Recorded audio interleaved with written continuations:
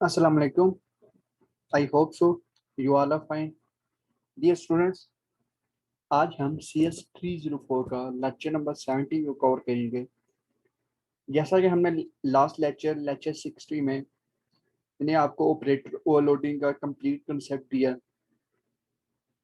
अगर आप स्टूडेंट्स ने मेरा लास्ट लेक्चर देखा है तो आज आप इस लेक्चर नंबर 70 में आज हम उसी को रिवाइज करेंगे। जो हमने लास्ट लेक्चर में देखा उसमें एक टाइप्स आ रही थी बाइनरी ऑपरेटर ओवरलोडिंग। तो आज हम उस टॉपिक को बाइनरी ऑपरेटर्स ओवरलोडिंग को थोड़ा सा डिस्कस करेंगे। ओके, चले स्टार्ट करते हैं अपने लेक्चर नंबर 70 में। लेक्चर नंबर 70 को स्टार्ट करने से पहले अब सबसे रिक्वेस्ट है कि अगर आपने अभी तक मेरा चैनल सब्सक्राइब नहीं किया तो प्लीज जल्दी से चैनल को सब्सक्राइब कर लें। ओके, सो चले अब स्टार्ट करते हैं लेक्चर नंबर 70 में। लेक्चर नंबर 70 में क्या है? Binary operator. बाइनरी ऑपरेटर्स के बारे में थोड़ा सा हमने आज देखना है कि binary operator is always called with reference to the left hand argument. Binary operator हमेशा जो उसका रेफरेंस होगा जो लेफ्ट हैंड आर्गुमेंट में होगा उसको यूज करने से कि बाइनरी ऑपरेटर कॉल होगा। ओके, जैसे कि यहाँ पे एक एग्जांपल है। जैसा कि आपको पता है बाइनरी ऑपरेटर्स क्या होते हैं। बाइनरी ऑपरेटर्स आपका एक ऑपरेटर्स होगा। जैसे मैं आपको थोड़ा सा टर्म में यहाँ से समझाता हूँ। एक एग्जांपल से मैं आपको समझाता हूँ। जैसे जब हमने ऑब्जेक्ट्स बनाने हैं इंट मेन की बॉडी में, जब भी हम कुछ ऑब्जेक्ट्स बनाएंगे, let's suppose C1 plus C2 में अगर दो ऑब्जेक्ट्स हैं, सबसे पहले हम ऊपर कॉल करेंगे, हम सॉरी ऊपर सबसे पहले हम ऑब्जेक्ट्स बनाएंगे, फिर नीचे ऑब्जेक्ट्स को लेट्स सपोज हमने ऐड करना है, सॉरी इनको ऐड करना है। तो जो ऑपरेटर, ये आपका एक ऑपरेटर होगा। अगर इसकी right hand side and left hand side में कोई आपके आर्गुमेंट्स हो, कोई आपकी वैल्यूज हो, कोई आपके ऑब्जेक्ट्स हो, उस इस सारे प्रोसेस को हम बाइनरी ऑपरेटर कहते हैं। तो हमने करना क्या है इसमें, हमने इसको C3 यहाँ पे एक ऑब्जेक्ट बनाना उठल, हमने C1 प्लस C2 को ऐड करना है। C1 प्लस C2 जो ऑब्जेक्ट्स होंगे हमने इसको ऐड करना है। वो C3 के अंदर हमने वो वैल्यूज पास करनी है, मतलब C3 के अंदर वो वैल्यूज असाइन करेंगे। ओके, आई होप सो आपको समझ आ गया। ओके, चलिए आप अपने रिटर्न जाते हैं हैंडआउट्स में। ओके, यहाँ पे एक एग्जांपल है C1 प्लस C2। यहाँ पे इन्होंने किया है C1 dot operator plus C2। यहाँ पे सबसे पहले इन्होंने नीचे कमेंट्स में बताया है कि C1 क्या है। C1 is calling overloading. C1 use होता है कॉलिंग ओवरलोडिंग। जैसे मैं आपको यहीं से बताता हूँ थोड़ा सा शॉर्ट सा। अगर आपने लास्ट लेक्चर देखा तो ये आपको समझने के लिए कोई मुश्किल नहीं होगा। ये जो C1 है, ये जो हमारे पास C1 ऑब्जेक्ट है, ये जो ऑपरेटर है, सॉरी ऑब्जेक्ट है, जो ये यूज होगा फंक्शन को कॉल करने के लिए। ये यूज होगा फंक्शन को कॉल करने के लिए। जबकि C2 क्या पर्पस होगा? C2 पर्पस होगा आर्गुमेंट्स को पास करने के लिए। आर्गुमेंट्स को पास करने के लिए लेफ्ट हैंड साइड वाला यूज होगा, आर्गुमेंट्स पासिंग। ओके, जो आपका राइट हैंड साइड जो ऑपरेटर की, ये जो हमारे पास ऑपरेटर है ना प्लस, यहाँ पे कोई भी हो सकता है। यहाँ पे बेशक आप माइनस करें, मल्टीप्लाई करें, या डिवीजन ले, जो भी हमने लेना चाहिए आप कर सकते हैं। ये आपकी अपनी चॉइस होती है। लेट्स सो हम यहाँ पे ऐड करते हैं। एडिंग करते जो ऑपरेटर की लेफ्ट हैंड साइड में जो ऑपरेटर होगा, ऑब्जेक्ट्स होगा, वो यूज होगा फंक्शन को कॉल करने के लिए। जबकि जो ऑपरेटर की राइट हैंड साइड में यूज होगा वो यूज होता है आर्गुमेंट्स को पास करने के लिए। ये एक बहुत ही इंपॉर्टेंट पॉइंट है। ये अक्सर आपके एमसीक्यूज में बहुत ज्यादा ये क्वेश्चन आता है, तो इसलिए इस कंसेप्ट को आपने अच्छे से समझना है। ओके, यहाँ पे इन्होंने वही बताया। फिर यहाँ पे एक मजीद एग्जांपल की इन C2 डॉट ऑपरेटर प्लस, ये सबसे पहले इन्होंने एक स्टेटमेंट दी है। तो यहाँ पे उन्होंने कमेंट से बताया है कि C2 यहाँ पे क्या फंक्शन परफॉर्म करेगा, और ऑपरेटर यहाँ ये ऑपरेटर है, यहाँ पे इन्होंने ऑपरेटर लगाया। फिर उसके बाद plus C1 is being passed reference in that function, मतलब C1 जो आपका रेफरेंस को पास करने के लिए यूज हो। जैसे ये C1 है, जैसे मैंने आपको डर में आपको थोड़ा सा बताया। ओके, उसके बाद है adding basic data type two complex number class. The overloading code we discussed before for class number. Class can add two complex number objects, but it cannot handle the following situation. जैसे हम अगर let's suppose अगर मैं C1 plus C2 अगर मेरे पास objects हैं, अगर मैं इन दोनों को ही रेफरेंस के साथ अगर इनको मैं पास कर देता हूँ तो वो मेरे पास एक एरर आएगा. ये हमारे पास एक डाटा टाइप का एक एरर आएगा. उसको सॉल्व करने इसका जो हमारे पास सोल्यूशन होगा, मतलब ये हमारे पास एक प्रॉब्लम आ रही है ना, इस प्रॉब्लम को हल करने के लिए हमारे पास आगे इसका सोल्यूशन प्रोवाइड है. उसके बाद क्या उसके बाद इन्होंने मॉडिफाइड एक क्लास, एक कॉम्प्लेक्स क्लास इन्होंने बनाई है सॉरी. यहाँ पे सबसे पहले कॉम्प्लेक्स वो जो हमारा क्लास नेम होगा, फिर ऑपरेटर. ऑपरेटर हमने कीवर्ड यूज करना है, प्लस जिसको हमने ओवरलोड करना है, ये हमारे पास प्लस है, प्लस मतलब इसको हमने इस ऑपरेटर को हमने ओवरलोड करना है.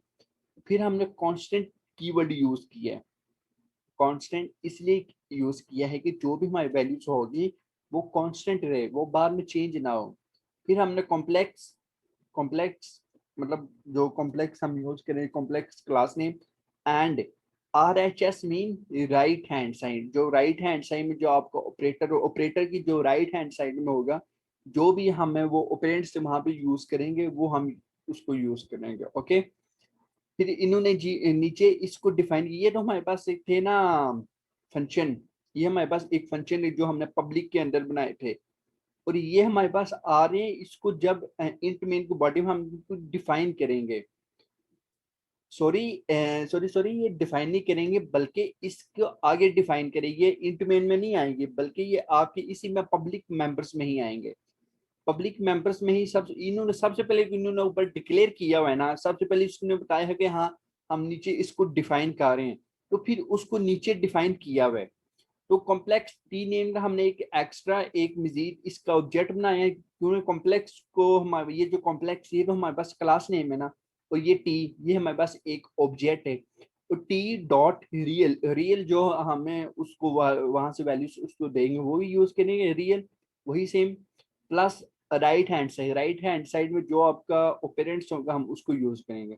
उसके बाद नीचे हम इसको रिटर्न टी कर देंगे, मतलब टी जो होगा उसको रिटर्न होगा. ओके.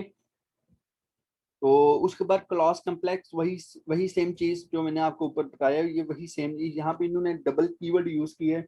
तो यहाँ भी इन्होंने डॉक्यूमेंटेशन क्या है वो ये है कि we have made them as friend so that we can write them as non-member function and they are not called with respective to complex number. यहाँ भी इन्होंने फ्रेंड क्यों यूज किया, सबसे पहले देखिए फ्रेंड को फ्रेंड फंक्शन क्या होते हैं वो आपको ऑलरेडी मैंने आपको लास्ट लेक्चर्स में बताया हुआ है, जो हमने कुछ प्रीवियस लेक्चर्स है फ्रेंड फंक्शन के बारे में मैंने आपको बहुत डिटेल में समझाया हुआ है. फ्रेंड फंक्शन इसलिए यूज होते हैं कि अगर मैंने किसी क्लास के बाहर किसी और इसको मजीद कोई फंक्शन डिफाइन करना हो, उसको ऑब्जेक्ट्स उसके सॉरी उसके डाटा मेंबर्स लेने हो, तो उसके लिए हम फ्रेंड फंक्शन यूज करते हैं. तो इस तरह हमने क्लास के अंदर इस फ्रेंड फंक्शन को हमने डिफाइन किया और उसको बाद में हम उसको सॉरी डिक्लेयर किया. क्लास के अंदर हमने डिक्लेयर किया और क्लास के बाद हम उसको मजीद आगे डिफाइन करेंगे. तो इसलिए ये फ्रेंड फंक्शन यहाँ पे ये यूज हुआ है. तो इस तरह इन्होंने देखो वो सबसे पहले इन्होंने क्या किया, सबसे पहले इन्होंने नीचे ऊपर डिक्लेयर कर दिया क्लास कॉम्प्लेक्स के अंदर, तो फिर उन्होंने नीचे आके इसको मजीद डिफाइन कर दिया. ओके. अब बाइनरी ऑपरेटर्स यहाँ पे आ रहे हैं. बाइनरी ऑपरेटर्स क्या है, so adding 3 overloading variant plus operator as shown below, following us to write code to add two complex object and a double value. जब हम ओवरलोडिंग करेंगे तो हमारे पास दो मेन चीजों पे ऐड टू कॉम्प्लेक्स मतलब दो ऑब्जेक्ट्स को कॉम्प्लेक्स करना और ऑब्जेक्ट्स को कॉम्प्लेक्स करना एंड डबल वैल्यू, और डबल जो हमारे पास डाटा टाइप होगी उसकी वैल्यू को भी ओवरलोड करना. ओके. तो उसके बाद क्या है, उसके बाद ये है बाइनरी ऑपरेटर्स. बाइनरी ऑपरेटर्स के बारे में मतलब उन्होंने बताया है कि बाइनरी ऑपरेटर्स कौन कौन से हो सकते हैं.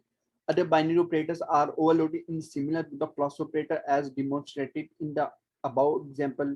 जैसे complex operator में हमारे पास है different types के binary operators होते हैं, जैसे multiply, division, माइनस. ये तो हमारे पास डिफरेंट, जैसे मैंने आपको डेमो में बताया प्लस माइनस मल्टीप्लाई डिवीजन जो भी आप लेना चाहो कोई भी ऑपरेटर हमने इसको, अगर आपने उसको ओवरलोड करना हो तो वो आप कर सकते हैं। स्टूडेंट्स, ये जो हम सारे ये जो एग्जांपल्स हैं, जो एग्जांपल्स बताई हुई है, मैंने आपको लास्ट लेक्चर्स में कुछ, मैंने आपको कुछ स्टेप्स बताए थे। तो लास्ट लेक्चर सबसे पहले आप सीखेंगे, फिर ये जो स्टेप बाय स्टेप है ना, ये आपको सारी समझ आ जाएगी। तो मैंने 2 वीडियोस भी आपको डिस्क्रिप्शन में लास्ट लेक्चर्स में दी थी, इसलिए दी थी, वहां पे मैंने बहुत ही डिटेल में अच्छे से डेप्थ में समझाया हुआ है। तो जब वो सीखेंगे ना, तो फिर ही आपको इससे काफी हेल्प होगी, ये ऑपरेटर ओवरलोडिंग को ओवरलोड कैसे करते हैं। ओके, इसके बाद ऑपरेटर असाइनमेंट ऑपरेटर है, और सॉरी ओवरलोड असाइनमेंट ऑपरेटर यहाँ पे है। जैसे हमारे पास असाइनमेंट ऑपरेटर, जैसे हम जब भी हम क्लास बनाते हैं तो हमारे पास 3 टाइप्स के फंक्शंस होते हैं। First, number 1 default constructor. Default constructor उसको कॉल होता है जब हमने कंस्ट्रक्टर ना बनाए हो, तो मतलब कंपाइलर ऑटोमेटिकली ये कंस्ट्रक्टर बनाता है।